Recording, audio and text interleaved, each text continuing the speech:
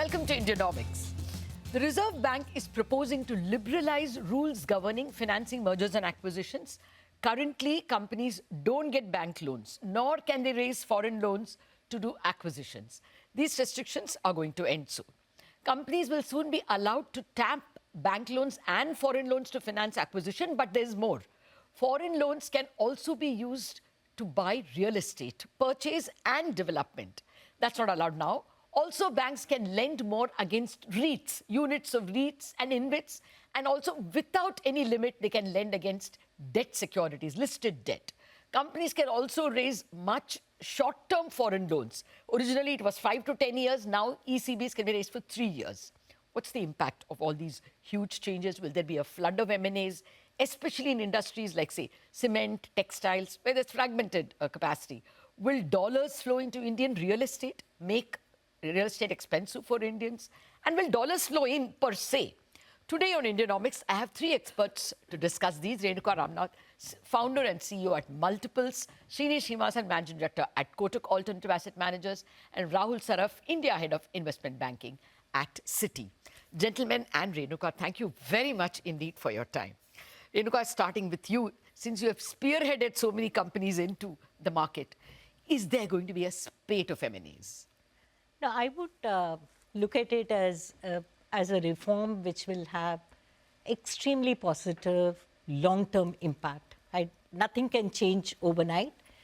What India needs is enormous debt coming in for the kind of growth that we have planned. CRISIL has estimated about 120 lakh crore debt that corporate India need in the next 5 to 7 years. So this reform will really play into that need extremely effectively. The other thing is that large corporates in India denied access to global capital on an even platform like their global peers, right? We are building companies here in India of global scale, global relevance, competing in the global market. No, we could raise for raising capacity, but they could not raise to buy someone else's capacity. Yeah, but ECB, there were other restrictions on the borrowing. It was not a level playing field. So I find the reform in the ECB guidelines extremely comprehensive. So it helps large corporates to get into a level playing field, and it helps small corporates to borrow now for M&A activity. Okay. Third, I think we should remember that in India, we had no mechanism to unlock the amount of value that is sitting in equity. Today, there is roughly $7 trillion by value between listed and unlisted put together of equity.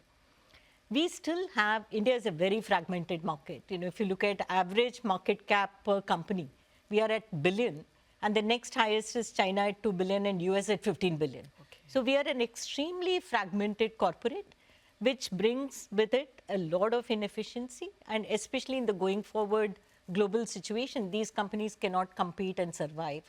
So M&A consolidation is a must rather than a desire for us to go to that growth, keep the jobs, and move progressively rather than see a demise of a lot of companies around us.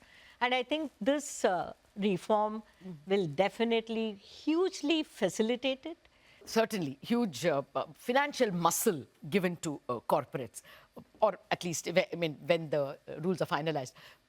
Srini, your first thoughts on the ECB rules, but I also wanted to know about real estate. That was a sacred cow because, land becomes expensive for an Indian buyer. Do you see money rushing in? Because it's, I would think, a very lucrative business. First of all, if you look at the entire package that RBI has put out for the banking industry as well as, M&A financing, the summary that you mentioned, I am most excited about it. And as we were discussing just before the show, this is the 1992 moment for the credit markets in India.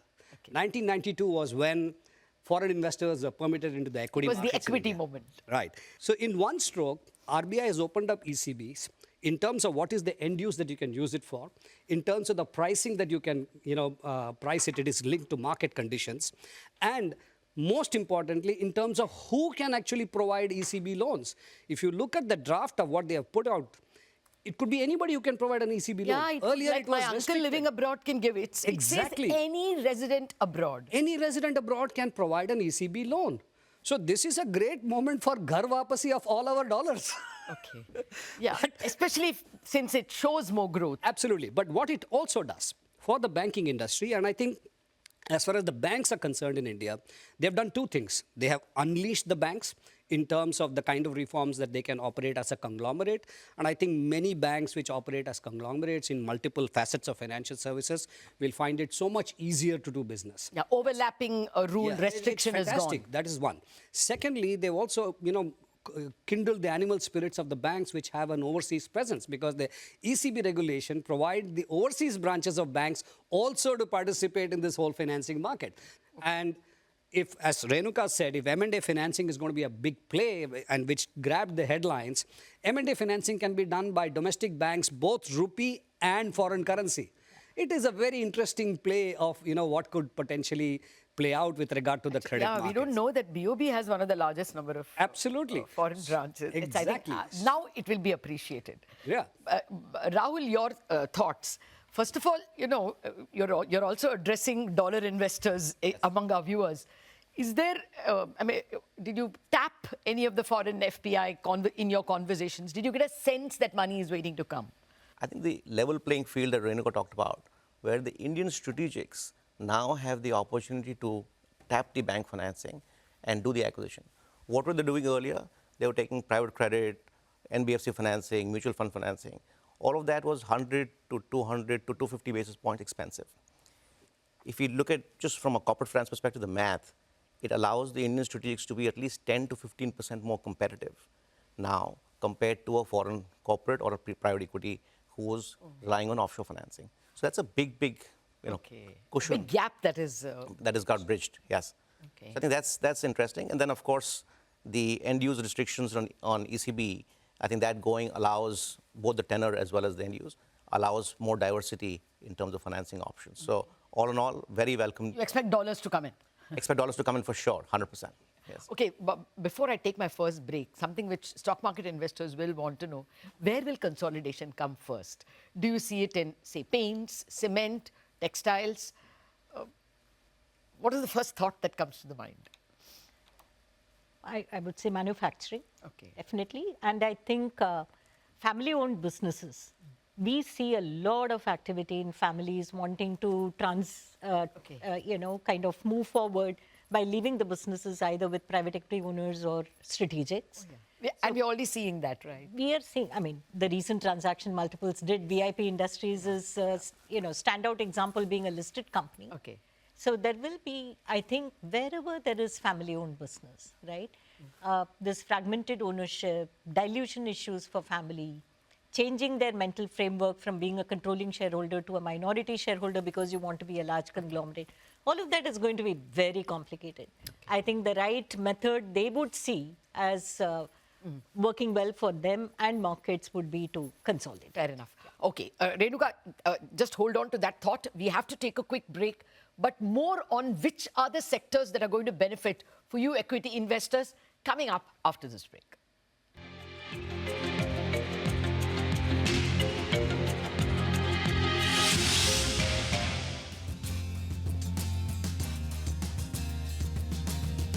Welcome back to this very special Indianomics. I've been discussing with three experts, Renuka Ramnath of Multiple, Sriniwasan of Kotak Alternate Asset, and Rahul Saraf of Citi India, the impact of the big liberalization announced by the Reserve Bank, both in external financing and bank financing. Gentlemen and Renuka, thank you very much for your patience. Srini, again, a kind of an equity-related question. Which sectors do you think are going to be, in for consolidation sooner rather than later? I think there are much more than just consolidation. So the jugalbandi of reforms between SEBI and RBI, if it plays out well, for example, SEBI has carried out a bunch of reforms in the last board meeting. And now with this, one of the things that is actually not permitted by taking leverage is actually buyback of stocks. RBI has now permitted companies to buy other companies, right? Why can't companies buy their own shares? Okay. Taking leverage. Okay. Right. So this is obviously a possibility. We can certainly go and have a possibility on that. Yeah. I think essentially the fundamental issue is that the capital efficiency, like Rahul mentioned, with regard to the cost of capital, that is going to change That's the first fundamental thing. In terms of consolidation, traditional industries, certainly, and all those industries which today are not at scale. I think for the first time, I'm seeing both regulators, government, and other stakeholders talking scale. If we can't execute at scale in India, whether it is our infrastructure, roads, highways, ports, now new airports are getting inaugurated, we just cannot meet our Viksit Bharat goals. So I think this is a great reform. It provides, adequate, opportunity. The way to look at it is opportunity. Okay. Well, Rahul, I wanted to ask you, this shortening ECB to 3 years rather than 5 to 10 years for most end users, is that going to, Yes. be a very big change for... Yes. So the sweet spot in the ECB market or the foreign bond market is the 3 to 5 years. Most efficient pricing is at that level. The 7 to 10 years was reducing both in terms of capacity and interest. And I think so the 3 to 5 years is a huge and welcome move. And we think a lot of interest will come in, both from a pricing perspective and availability. You arrange deals. Yes. Until now, you would have gone to Renuka or Srini for, a deal. I'll still go to them. Now you also have, an SBI or whatever. You have the entire set of Indian banks as well. Do you think fewer deals go to private equity, or do you think just the number of deals increase? I think the market is expanding. Deals, the size, complexity is expanding.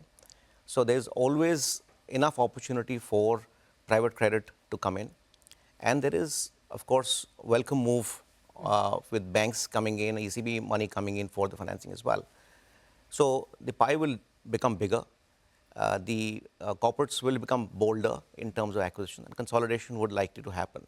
So there's enough for everybody to play.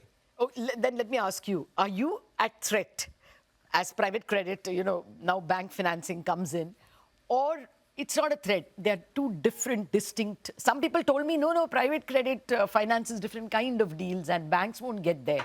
How should we look at it? Yeah. So since you were very keen to know which sectors will get affected, Latha, maybe I'll just spend 10 seconds on that. I think the pharma and specialty chemicals industry in our country is extremely fragmented, owned by individuals or families, or even in listed companies controlled by families.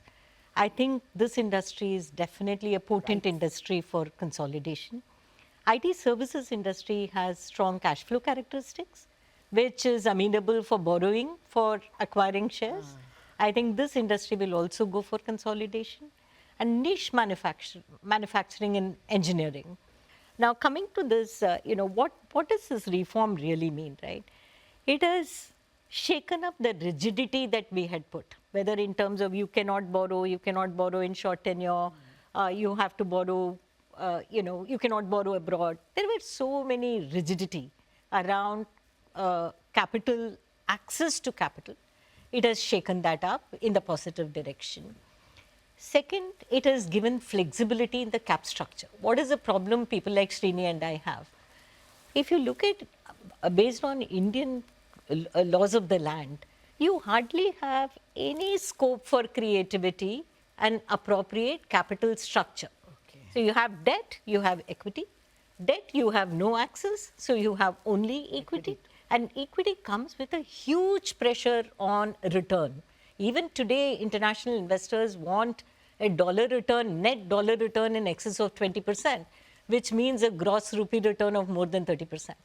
So just demolishing the rigidity on the capital structure and increasing the access and giving liquidity to this stock of equity, that $7 trillion that I spoke about, you are completely changing the landscape. Today I feel more confident to imagine the India in the golden years, where the per capita GDP can actually go double in the next 5 to 10 years, right? No, the magical 5-figure per capita we think of. It just unlocks the potential in, in a very, very big way and allows for capable people. See, there is a lot of expertise. What do you do with the financial expertise if you have no access to appropriate financial instruments? So you are now bringing the expertise, the opportunity, and the capital. All of this existed and could not come together today they will come together and make things happen. Can I just pick up a point on the level playing field part of it? While now corporates have been given the flexibility to borrow and buy companies, the same flexibility is not allowed for the alternative investment funds in India. Okay. So when a company is up for sale in India, global capital providers, private equity firms can leverage their balance sheet or leverage their fund and buy those companies. Indian private equity fund managers, Renuka and me, if we have got an AIF, we cannot do this. So inadvertently, we are going to get pushed out and set up offshore vehicles rather than onshore vehicles. Okay. So this is not a This is an RBI ask. domain. This is more of a SEBI SEBI domain. So if leverage is going to be more available more freely to buy companies, not just for corporates, why not for funds? Okay. No, I see all that is fine, but I have just this one thought. There was a reason why, the Indian authorities were scared of debt. We were coming out of 1991 because we could not repay an IMF loan. We pawned gold. So that fear of debt was there. Now there is no reason because we have, huge reserves. We have GCCs, we have, services exports. Dollars are going to come. And corporate debt, Latha, is at half Correct. the world. Seriously average. under We the are 50% of GDP, whereas the next highest country, Germany, is at 100%. Yes. We are at half of the next highest. And they themselves are at the half of the world's highest. Also, with the digitalization, the watchfulness of the RBI and the central bank is much higher than before, and that allows them, to be able to allow from some of these reforms to come in. And also, I think this entire thing of not lending against shares happened around stock market scams. Right? 1994. So it's a comeback after Do you 25 think years that- when we are a much reformed corporate India. 100%. But would you say, is there any sense of going overboard in terms of lending against REIT units, InvIT units, and unlimited, no limit on lending against debt securities, listed debt? Is that a little bit of going overboard? I mean, we don't know the final rules, but this is there in the... Look, I think, so if I can, it's a question of how mature the lending system in the market is going to be. You can't frame rules and shackle the entire system in anticipation that something can go wrong, right? You free up the system and you correct it, you put safeguards as we progress going forward. And if there are a few people who burn themselves, so be it. We got to live with that. And that's important. Okay, final question, because we are in multi-asset mode now. There's more gold and silver and land. I mean, I want your view on it. I think it's great. Because I remember in 2008, Y.V. Reddy would really worry that a lot of private equity is not coming for the business. They say it's for a business, but actually it is for the land that business is sitting on. So I just fear whether those of us who perhaps don't have a home yet No, I think if you look at the RBI draft circular, it's very clear. It is in existing permitted activities of real estate. Yes, where FDI is permitted, you should permit. Correct. So currently, land acquisition is not permitted activity. In FDI also? Even in FDI, unless it is for certain specific... Real estate is allowed. Correct. So real estate business is allowed. So I'm not sure whether, you can straight away Buying get of that. People may try and circumvent it, borrow in some other entity. All those things potentially can happen. Is this going to be a runaway, inflation in land prices? Probably not. But it will definitely impact asset prices for sure. What I mean How by and that? which? Yeah, because now you can buy office assets. That is a permitted activity. You can buy logistics assets. You can even buy other annuity income producing assets like a road and other such infrastructure.